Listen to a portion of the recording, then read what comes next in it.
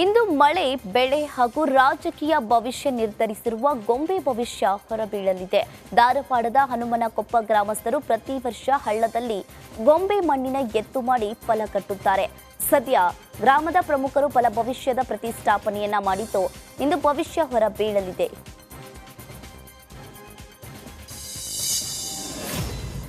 ಹಾಸನದ ಶ್ರವಣಬೆಳಗೊಳದಲ್ಲಿ ಶ್ರೇಯಸ್ ಪಟೇಲ್ ಪರ ಶಾಸಕ ಶಿವಲಿಂಗೇಗೌಡ ಪ್ರಚಾರವನ್ನ ಮಾಡಿದ್ರು.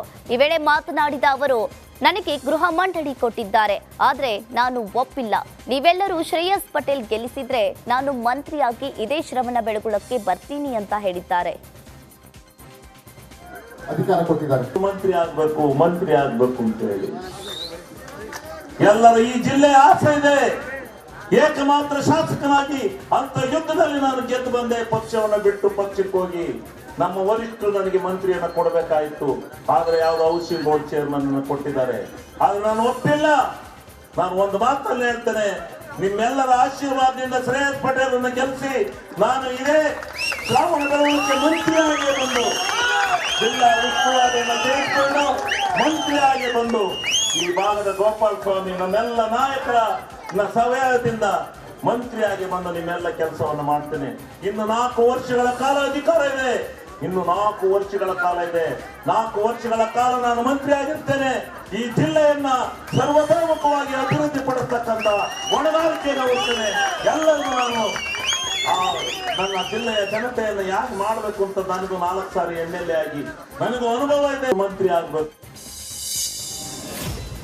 ಬಿಜೆಪಿ ಜೆಡಿಎಸ್ ಅಲಯನ್ಸ್ ಮುಂದುವರಿಕೆ ಬಗ್ಗೆ ಕೃಷಿ ಸಚಿವ ಚಲುವರಾಯಸ್ವಾಮಿ ವ್ಯಂಗ್ಯವಾಡಿದ್ದಾರೆ. ಹಾಸನ ಜಿಲ್ಲೆಯ ಶ್ರವಣಬೆಳಗೊಳದಲ್ಲಿ ಮಾತನಾಡಿದ ಅವರು, 37 ಸೀಟ್ ಗೆದ್ದವರ ಮನೆ ಹತ್ತಿರ 80 ಸೀಟ್ ಗೆದ್ದವರು ಹೋಗಿ ಮುಖ್ಯಮಂತ್ರಿ ಮಾಡಿದವರ ಜೊತೆ ವಿಶ್ವಾಸವನ್ನ ಉಳಿಸಿಕೊಳ್ಳಲು ಆಗಲಿಲ್ಲ. ಇವರಿಗೂ ಅವಶ್ಯಕತೆ ಇತ್ತು, ಅವರಿಗೂ ಕೂಡ ಅವಶ್ಯಕತೆ ಇತ್ತು, ಅಲೈನ್ಸ್ ಮಾಡಿಕೊಂಡಿದ್ದಾರೆ ಅಷ್ಟೇ ಎಂದು ಮೈತ್ರಿ ವಿರುದ್ಧ ಕಿಡಿಕಾರಿದ್ದಾರೆ. ದೇಶದಲ್ಲಿ ಪ್ರೈಮ್ ಮಿನಿಸ್ಟರ್ ಮಾಡಿದವ್ರ ಜೊತೆಲೇ ವಿಶ್ವಾಸ ಉಳಿಸ್ಕೊಳಕ್ಕಾಗಿಲ್ಲ. ಮನೆ ತಕ್ಕ ಹೋಗಿ 37 ಸೀಟ್ ಗೆದ್ದವ್ರಿಗೆ 80 ಸೀಟ್ನವ್ರು ಮುಖ್ಯಮಂತ್ರಿ ಮಾಡ್ದಲ್ಲೇ ಉಳಿಸ್ಕೊಳಕ್ಕಾಗಿಲ್ಲ. ಏನು ಇವ್ರ ಜೊತೆ ಉಳಿಯೋಕ್ಕಾಗತ್ತಾ? ಅದೆಲ್ಲ ಆಗದೇ ಇರೋ ಕೆಲಸ. ಇವ್ರಿಗೂ ಅವಶ್ಯಕತೆ ಇತ್ತು, ಅವ್ರಿಗೂ ಅವಶ್ಯಕತೆ ಇತ್ತು ಅಂತ ಮಾಡ್ಕೊಂಡಿದ್ದಾರೆ.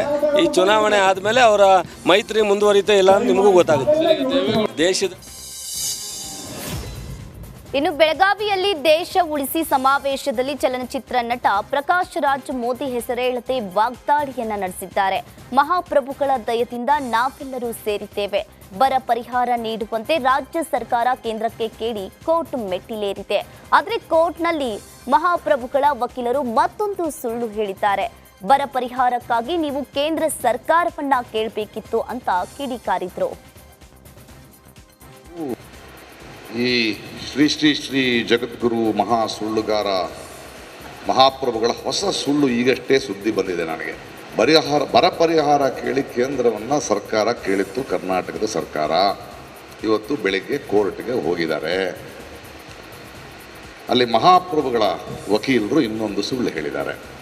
ಏನು ಸುಳ್ಳು ಹೇಳಿದ್ದಾರೆ? ಇವತ್ತು ಬರ ಪರಿಹಾರ ನೀವು ಕೇಂದ್ರಕ್ಕೆ ಕೇಳಬೇಕಾಗಿತ್ತು, ನೇರವಾಗಿ ಅವರು ಸುಪ್ರೀಂ ಕೋರ್ಟ್ಗೆ ಬಂದಿದ್ದಾರೆ, ಆದ್ದರಿಂದ ನಾವು ಕೊಡೋಕ್ಕಾಗಲ್ಲ. ನೀವು ಸುಪ್ರೀಂ ಕೋರ್ಟ್ನವರು ದಯವಿಟ್ಟು ಒಂದು ನೋಟಿಸ್ ನಮಗೆ ಕಳಿಸ್ಬೇಡಿ, ಅದು ಕಳಿಸಿದ್ರೆ ಅದು ಚುನಾವಣೆಗೆ ಕರ್ನಾಟಕದ ರಾಜ್ಯ ಸರ್ಕಾರಕ್ಕೆ ಹೆಲ್ಪ್ ಆಗುತ್ತೆ ಅಂತ. ಈ ಶ್ರೀ ಶ್ರೀ ಶ್ರೀ ಜಗದ್ಗುರು ಮಹಾ ಸುಳ್ಳುಗಾರ ಮಹಾಪ್ರಭುಗಳ ಹೊಸ ಸುಳ್ಳು ಈಗಷ್ಟೇ ಸುದ್ದಿ ಬಂದಿದೆ ನನಗೆ. ಬರ ಪರಿಹಾರ ಕೇಳಿ ಕೇಂದ್ರವನ್ನು ಸರ್ಕಾರ ಕೇಳಿತ್ತು ಕರ್ನಾಟಕದ.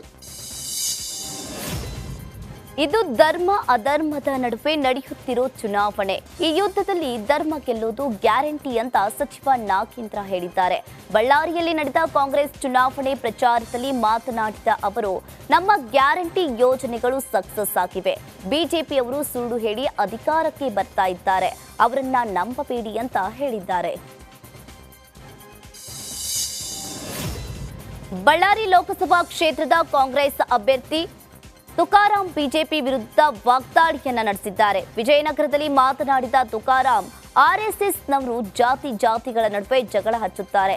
ಸಂವಿಧಾನ ಕೊಟ್ಟಿದ್ದು ಕಾಂಗ್ರೆಸ್, ಸಂವಿಧಾನ ಪ್ರಕಾರ ಮೀಸಲಾತಿ ಕೊಡಬಾರದು ಅಂತ ಬಿಜೆಪಿಯ ರಾಮ ಜೋಯಿಸ್ ಅಫೀಲ್ ಮಾಡಿದ್ರು. ಇನ್ನು ಮೀಸಲಾತಿ ಬೇಡ ಅನ್ನೋಕೆ ಇವರಿಗೇನು ನೈತಿಕತೆ ಇದೆ ಎಂದು ಗುಡುಗಿದ್ರು.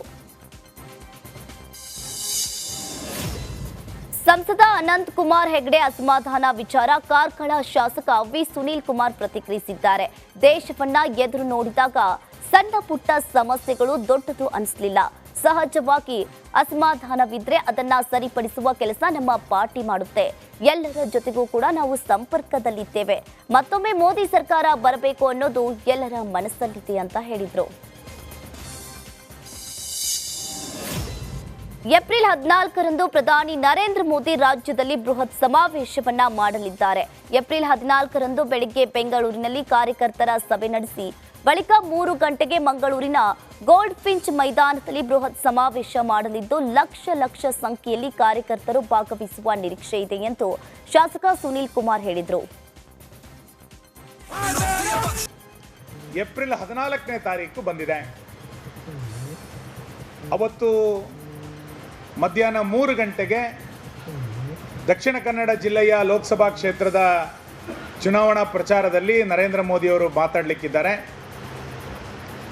ಮಧ್ಯಾಹ್ನ 3 ಗಂಟೆಗೆ ಮಂಗಳೂರಿನ ಗೋಲ್ಡ್ ಪಿಂಚ್ ಸಿಟಿನಲ್ಲಿ ಬೃಹತ್ ಸಾರ್ವಜನಿಕ ಸಭೆಯನ್ನು ನಾವು ಆಯೋಜನೆಯನ್ನು ಮಾಡ್ತಾ ಇದ್ದೇವೆ.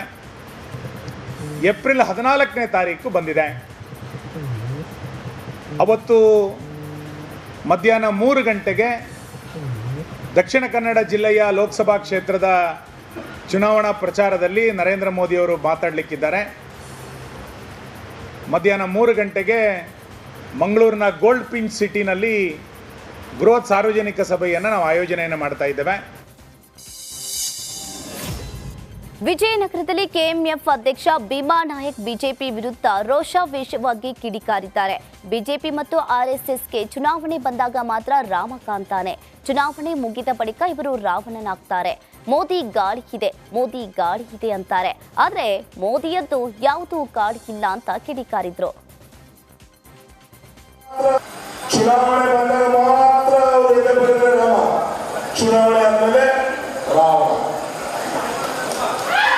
365 ಡೇಸ್ 24 ಇಂಟು ನಮ್ಮ ಎದೆ ಬರೆದ್ರೆ ರಾಮ ಮಾಡ್ತಾರಿಲ್ಲ. ತುಕಾರಾಮ್ ಅಂತ ಹೇಳಿ ಹೆಸರೇ ಇದೆ, ನಮ್ಮ ಕ್ಯಾಂಡಿಡೇಟ್ ಹೆಸರೇ ಇದೆ ತುಕಾರಾಮ್. ಚುನಾವಣೆ ಬಂದಾಗ ಮಾತ್ರ ಅವರು ಎದೆ ಬರೆದ್ರೆ ರಾಮ, ಚುನಾವಣೆ ಆದ್ಮೇಲೆ ರಾವಣ. 365 ಡೇಸ್ 24 ಇಂಟು ನಮ್ಮ ಎದೆ ಬರೆದ್ರೆ ರಾಮ ಮಾಡ್ತಾರಿಲ್ಲ. ತುಕಾರಾಮ್ ಅಂತ ಹೇಳಿ ಹೆಸರೇ ಇದೆ, ನಮ್ಮ ಕ್ಯಾಂಡಿಡೇಟ್ ಹೆಸರೇ ಇದೆ ತುಕಾರಾಮ್. ಚುನಾವಣೆ ಬಂದಾಗ ಮಾತ್ರ ಅವರು ಎದೆ ಬರೆದ್ರೆ ರಾಮ, ಚುನಾವಣೆ ಆದ್ಮೇಲೆ ರಾವಣ. ಕಲಬುರಗಿ ಬಿಜೆಪಿ ಅಭ್ಯರ್ಥಿ ಉಮೇಶ್ ಜಾಧವ್ ವಿರುದ್ಧ ಜೆಡಿಎಸ್ ಕಾರ್ಯಕರ್ತರು ಅಸಮಾಧಾನಗೊಂಡಿದ್ದಾರೆ. ತಕ್ಷಣ ಎಚ್ಚೆತ್ತುಕೊಂಡ ಉಮೇಶ್ ಜಾಧವ್ ಗುರುಮಠಕಲ್ ವಿಧಾನಸಭಾ ಕ್ಷೇತ್ರದ ಶಾಸಕ ಶರಣ್ಗೌಡ ಕಂದಕೂರು ನಿವಾಸಕ್ಕೆ ಭೇಟಿ ನೀಡಿದ್ದಾರೆ. ಮೈತ್ರಿ ತೀರ್ಮಾನದಂತೆ ಬೆಂಬಲಿಸಲು ಜಾಧವ್ ಮನವಿಯನ್ನ ಮಾಡಿದ್ದಾರೆ. ಇನ್ನು ಅಸಮಾಧಾನಗೊಂಡಿರುವ ಜೆಡಿಎಸ್ ನಾಯಕರು ಸಂಜೆ ಶಾಸಕ ಶರಣ್ಗೌಡ ಕಂದಕೂರು ನಿವಾಸದಲ್ಲಿ ಸಭೆ ಸೇರಿ ಚರ್ಚೆಯನ್ನ ನಡೆಸಿದ್ರು.